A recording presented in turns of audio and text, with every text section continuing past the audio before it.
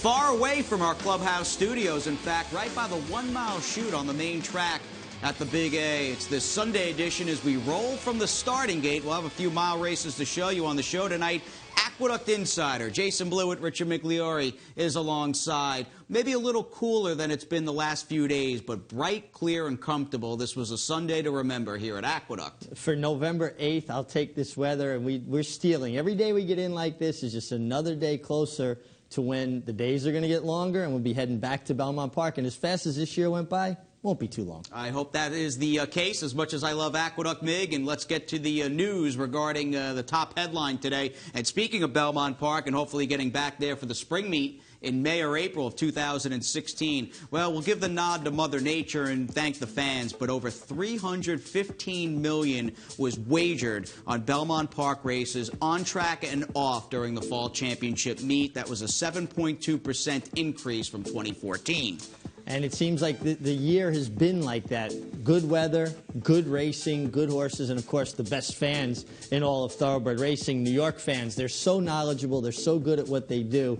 And as a rider, sometimes it was hard on you because they would call out when you rode bad, but they also appreciated when you rode well. They're very passionate. They wear their hearts on their sleeves, and it's an informed group, to say the least. And I think betting a couple of bucks here and there, that's the first thing that jumps out at you. New York fans are just the sharpest around. Yeah, and not just with horse racing. Obviously, that's what we're doing, so we're talking about that specifically, but you name it. Football, baseball, hockey, basketball. New York fans are the most passionate and certainly the most well-informed. There's been a good buzz on track here at Aqueduct over the first few cards. If you haven't been out here in a while, join us today. And one man you might see down, maybe he'll throw you a pair of goggles, is Kendrick Carmouche, who continues to ride well and had 4 live, very live calls on today's card. Yeah, Kendrick is just such a welcome addition to this jockey colony, a guy who can ride, a cool customer, and somebody that I'm glad has made this step forward to the Big Apple. He belongs here, and I think we're going to see him here for a long time to come. The incomparable Angel Cordero Jr., happy birthday.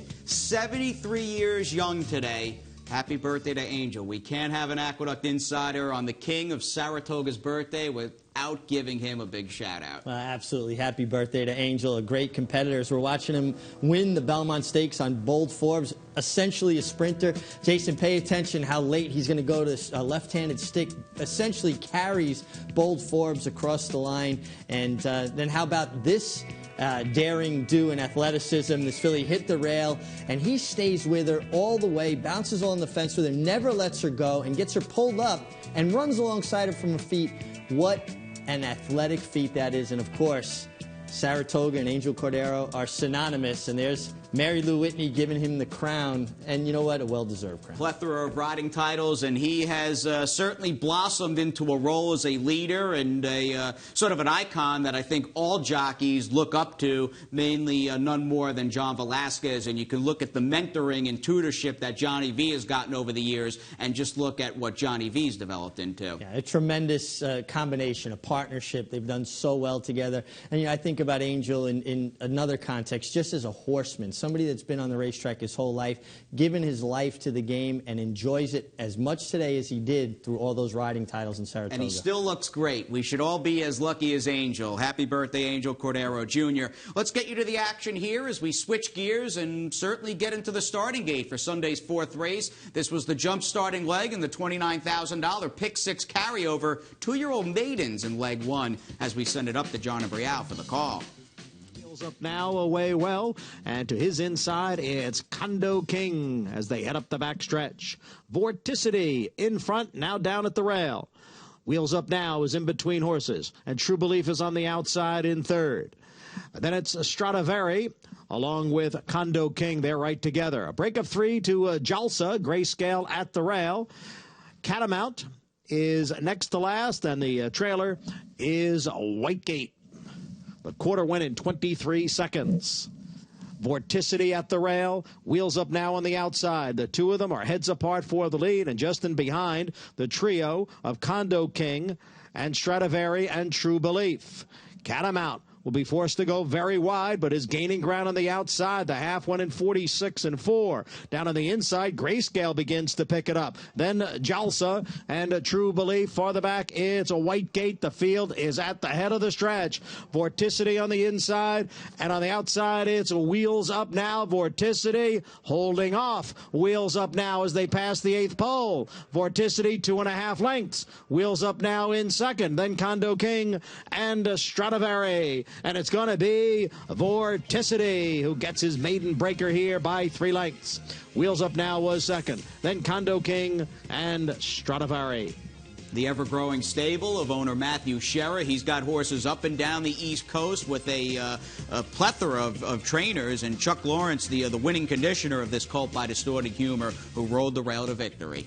Well, he looked terrific, and when he made the lead as readily as he did, he was going to be tough to run down. Wheels Up now, hard chase throughout, comes up second best on the day, but you're right. Matthew Scherer, just horses everywhere and seems to win with everybody. Had race day on the Breeders' Cup Saturday undercard, win the Fayette for trainer Todd Pletcher. Not sure what the immediate plans are. Maybe you take a shot in the Cigar Mile with race day, who when he shows up and he brings his A game, it's pretty darn good. Yeah, the good race day is very good, and I thought he really ran a big race, a little bit of a different style in that Breeders' Cup undercard race. Well, it's good to have Matthew involved in the game. One of his favorite horses of all time, the one and only Holy Bull. We have that in common as we get on to race number 6. It is the same voice upstairs and Johnny I, who's got the call from the gate. Very competitive, 2 other than optional claimer. And let's see what happened.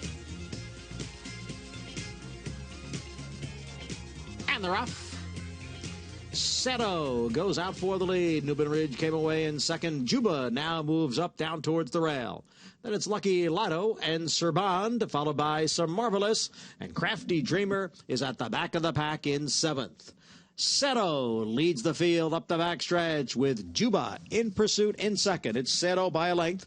Juba has come off the inside and is now right alongside of Seto. The quarter went in 23 and 2/5 seconds. So Seto on the inside and Juba on the outside, and they are heads apart for the lead. They've got 2.5 lengths. Some Marvelous has come through now down on the inside to take third. Serband's in between horses, and Newbin Ridge on the outside. Farther back, it's Crafty Dreamer. Lucky Lotto is now last as the field comes for the top of the stretch. The half in 46 seconds. Seto and Juba and Newbin Ridge on the outside. And just in behind is Some Marvelous, who's down towards the rail. It's Seto in between horses. Juba, Some Marvelous looking for a way through. Nowhere to go. Newbin Ridge on the outside. These 4 arrive at the 16th pole together. Then it's Serband in 5th. They come down for the finish. It's going to be tight. Newbin Ridge looked like Newbin Ridge got it. A photo all around. Necks, heads, noses, I mean, geez, the whole field, Mig, separated by about a couple of lengths. This was just a great finish, and Newbin Ridge timed it right. It was a terrific finish, and a lot of trips within this race. You can see Marvelous searching for room, diving back to the rail. Johnny Velasquez on the eventual runner-up. Serband had to wait, angle out as the 6 got first run. Newbin Ridge. How about the run by the 5 Cerro, coming out of long races? And Juba seems to be a bridesmaid. He runs up there like he's going to get it done and doesn't. I still want to see him one day come from way back and make one run. Maybe that's what you do with him next time out. He looked like the controlling speed today. He's 8-5. He failed once again, having dead aim. Maybe you take him back off the pace, and that is certainly how the number 6 Newbin Ridge likes to run, and he has enjoyed one heck of a renaissance off the claim for Chris Engelhardt. Erod Ortiz Jr. aboard, and we have Sunday's main track finale on deck, in the wings, and a little turf racing coming your way as well on this Sunday edition of Aqueduct Insider.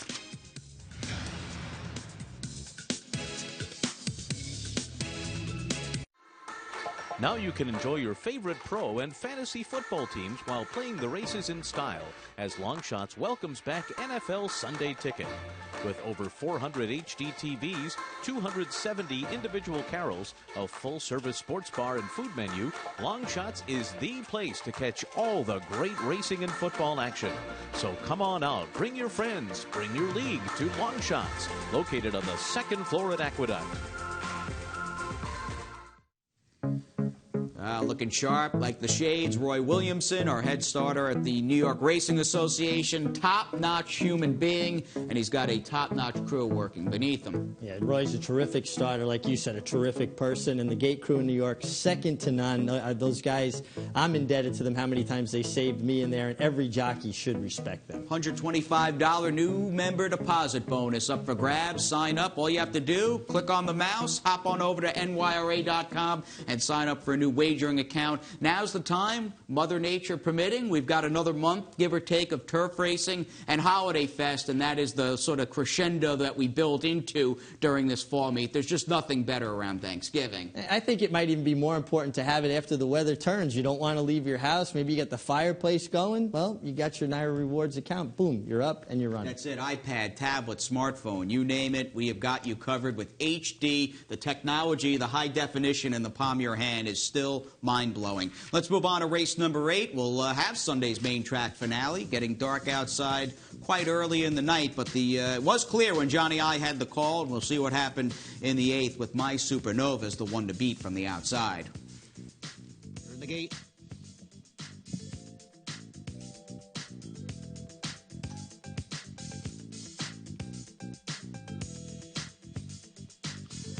And they're off. My Supernova away well. Shotgun Love now moves up, and Shotgun Love takes the lead. My Supernova marked the sky, and Spuntastic all heads apart for second. Golden Jam is racing in 5th, and it's a break of 3 to Chump Change, who trails in 6th. Shotgun Love on the lead here by a length. Mark the Sky is second by a head, and down on the inside is Spuntastic in 3rd.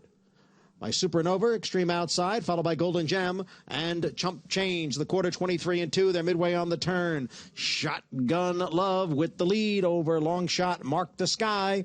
My Supernova is now moving up on the outside, but will have to go wide as they come for the top of the stretch. Golden Gems in between horses, Spuntastic and Chump Change there in the stretch. Shotgun Love leads by 3 lengths. Golden Gem moves into second. Spuntastic down at the rail, and My Supernova has tailed off. It's Shotgun Love with the lead over Golden Gem, who's gaining ground towards the rail, but the wire is coming, and Shotgun Love is going to get there first. Shotgun Love, a half length over Golden Gem. Spuntastic was 3rd. 4-year-old filly by Posse has turned into a non-one-dimensional speedster, but that's the beauty of her now, Mig. You can go to the lead, you can take her back. What the situation dictates is where, I guess, Shotgun Love is placed early on. Well, she fired out of the gate and got that forward position, and Dominic Schettino's had a terrific year. He picked up his first grade 1 with Greenpoint Crusader, and he just seems to excel with all kinds of horses. We've seen him win with 2-year-olds, first-time starters, claimers, the New York breds. My kudos, Dominic Schettino, a trainer to always keep an eye on. All right, born in the Bronx, one of our own here in the Big Apple, and I would like to see Greenpoint Crusader come right back in the Remsen. Don't know if those are the plans for him, but I would love to see him take one more crack and try to get another grade 2. You know, I think that the problem with that is I read that he had an ulcerated eye coming out of the Breeders' Cup, getting hit with a clod of dirt. Hopefully that heals up all right, and maybe it won't preclude him from competing in the Remsen. All right, let's move on to race number 9. Speaking of the 2-year-olds like Greenpoint Crusader, we've got a maiden turf race to cap the card and this double or single pick 6 carryover. Johnny I with the call, purse of 60 G's, and let's see what happened. And they're off. Arctic Joy, Dark Gemini, next shares, and from the outside, there goes Big Gillette. Big Gillette up to clear the field and is in front here. It's Big Gillette by a length and a half. Next shares runs in second. Then it's Arctic Joy in third. Down on the inside is Dark Gemini in fourth. Extreme outside is Geo's Calling next in fifth, followed by Intensity, who's moving up a spot there from sixth. As they move around the clubhouse turn, it's Big Gillette, the leader. Next shares giving chase in second. Dark Gemini in third. Arctic Joy is on the outside in fourth. 2.5 lengths to Intensity, who races in fifth. Geo's Calling is on the outside in sixth. Almost 3 lengths to the favorite Energy Policy next in seventh. Our Way is on the inside in eighth, followed by Inequality in ninth. Another 3 to RJ Bentley in 10th, followed by Southside Warrior, and Iambic is the trailer in 12th. The quarter in 23 and 4, the half in 48 and 4. And big priced Big Gillette has the lead here by 3/4 of a length over Next Shares. Then a break of 2. Arctic Joy, Dark Gemini, right together, 3rd and 4th. Intensity is on the inside in 5th, 5 lengths from the lead. Then comes Geo's Calling and Energy Policy on the outside, but Energy Policy still with a lot to do as the field comes into the stretch. And it is Big Gillette challenged here by Next Shares with Arctic Joy on the outside. Then Intensity, Our Way, Dark Gemini, and Geo's Calling. Now there's a 16th to the finish. Here comes Intensity to take over, and Intensity will win the finale at 13:01. Number of oddities running through this last race today. First and foremost, the winner, bred in North Carolina.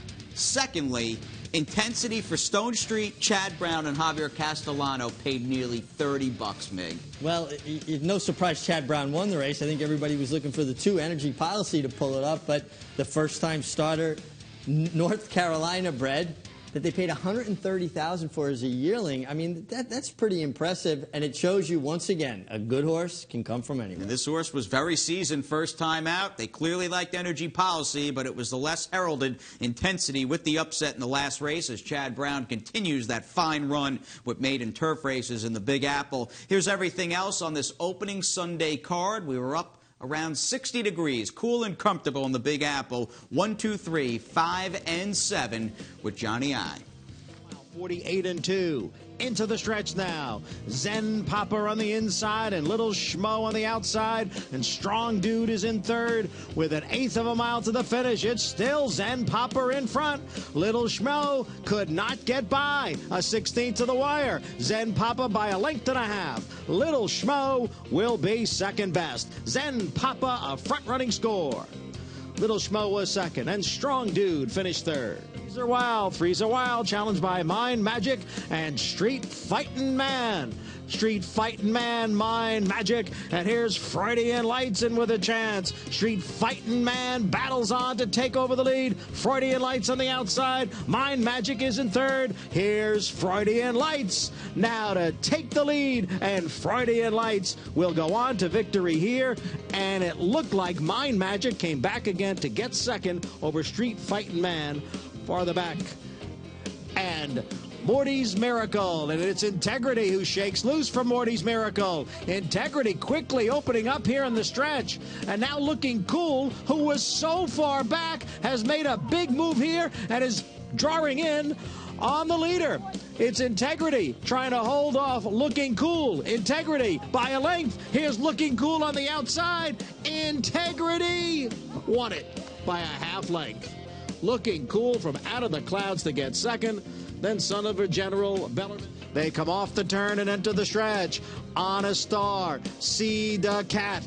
Now Khaleesi Cat is gaining ground. Alongside is Killarney Rose, 10-Penny Princess, and Sky Gem on the outside. See the Cat in front. Khaleesi Cat giving chase in second. It's See the Cat and Khaleesi Cat, and it's a Cat Exacta. CD Cat the winner. Khaleesi Cat was second. Then Sky Gem and 10-Penny Princess. Between horses, Cozy Kitten trying to rally on the far outside. The field is in the stretch.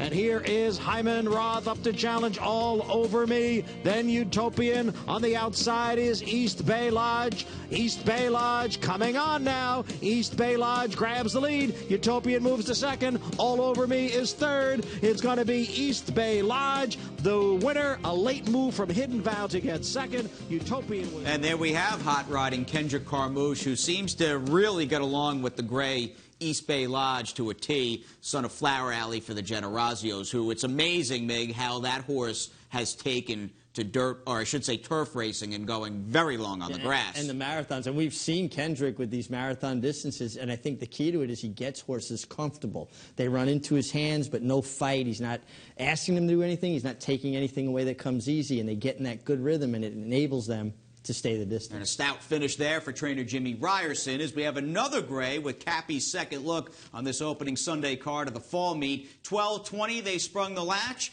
and about a minute and change later it was this colt, a firster by Sensational, getting the money for John Paracella. John Paracella now 2 for 3 at the meet, and he's basically fired the shot heard around the New York Racing Association that he's back, he's here to stay. This horse was very well meant, broke out of the gate like a shot.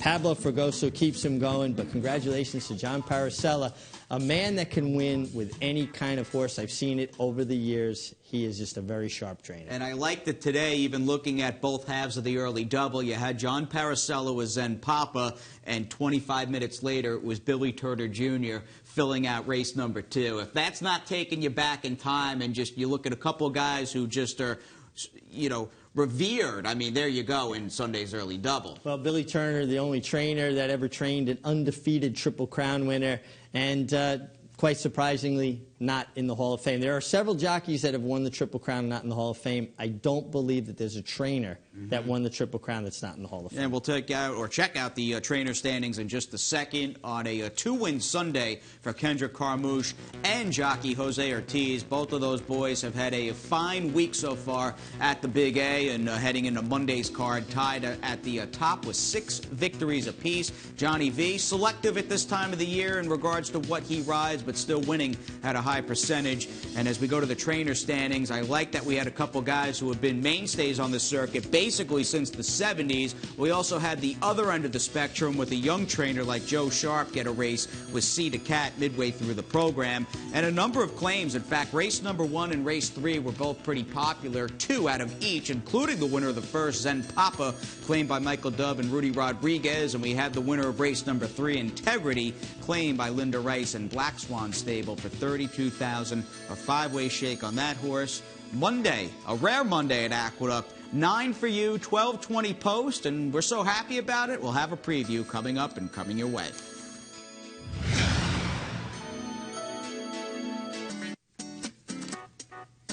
Look at that, the Mecca.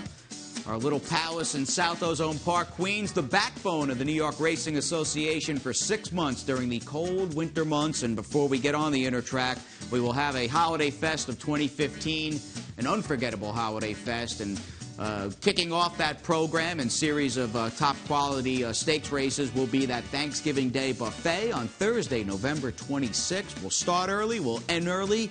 And no better place to spend at least a little portion of your Thanksgiving Day, like right here at the Big A, Mig. What's your favorite holiday?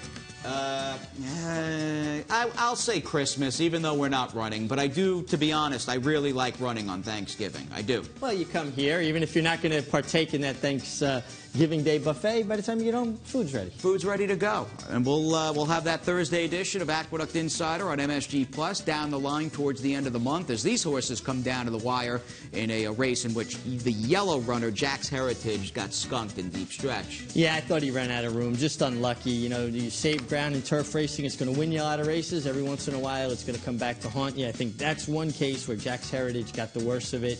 Works out a good trip tomorrow. He'll be very tough. I think Hirschbein for Christophe Kamat may be a horse on the improve who quite simply has just figured things out. I like him coming back tomorrow.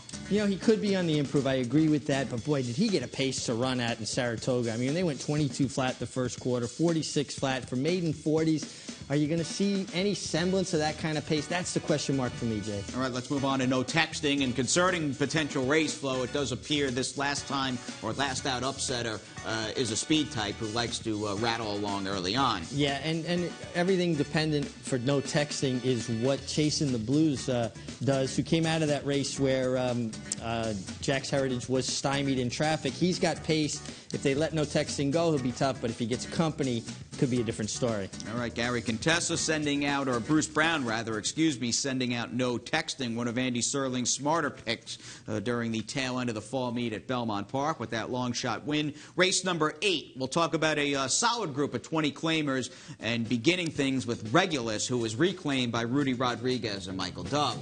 I like reclaims. It tells you that they really like the horse, that the horse is sound enough, and that they feel like they have value. They want him back, and certainly this horse has to take a bit of a rise in class, but he's pretty competitive in this area, and the way he won at Belmont, why can't he come back and do it, although he's 0 for 2 at Aqueduct? You get the outside post with the horse who's never started on the Big A main in the 8 Songa, who 2 back, got the wet track, and beat a lesser field at Belmont. Yeah, and he takes a precipitous drop in class. Although he won for 25, and then he went way up the ladder and kind of dirtied up his form a bit. He's never run at Aqueduct. I don't mind the outside post. He's got speed enough to get involved and probably overcome the outside post, and I think he's actually going to have a big say in the outcome. And my man Chris DiCarlo picking up a live mount for David Jacobson. I like that, and we like Attractive Ride. We're big fans of this soon-to-be 10-year-old who's got 24 lifetime wins from 86 starts. I love horses that have that winning habit, and he's always around 9 seconds, 14 thirds. He is a warrior of the first order, and a horse that we have become very big fans And of. we miss our Sea Hero statue upstate at Saratoga with our studio right in front of it in the paddock, and Mac Miller certainly comes to mind when thinking about Sea Hero and his namesake off the claim for Jeremiah Englehart. He worked out a good trip rallying up the inside here, albeit for 14, was claimed by Jeremiah.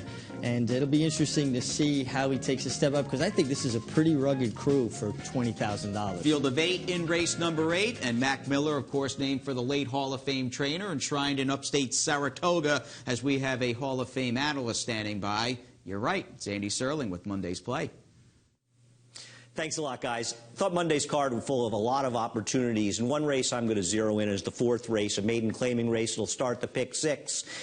And I'm interested in the 3 Elusive Talmo, who's done most of his running on the turf. The last 5 races have been on the turf. In my opinion, his first 2 races on the dirt, they were better than most of his turf efforts. And I think he's finally returning to the right surface, and he's doing it in a maiden claiming race, something he's never done on the dirt. I think he fits well in this field, and more importantly, he won't be the favorite. The 2 Muroc is probably the one he's got to beat, but the 3 Elusive Talmo for trainer Rick Schosberg is where I'm going to go in race number 4 as we head back to Jason and Richie. Monday card. We don't run too many Mondays at the Big A. We will have one here tomorrow. 9 races, Mig. A double pick 6 carryover. Forgot to mention that earlier on, of about $85,000. $12:20 the start time. And before we get out of here, we got to say happy birthday to Angel Cordero Jr. once again. Yeah, absolutely. Happy birthday, Angel. A man that was always tough to beat, but I learned a lot about being a race rider from Angel. All right, once again, happy birthday, Angel. Thank you for everything, and thanks for tuning in to this Sunday edition of Aqueduct Insider. We'll see you tomorrow for a Monday show at 6 p.m.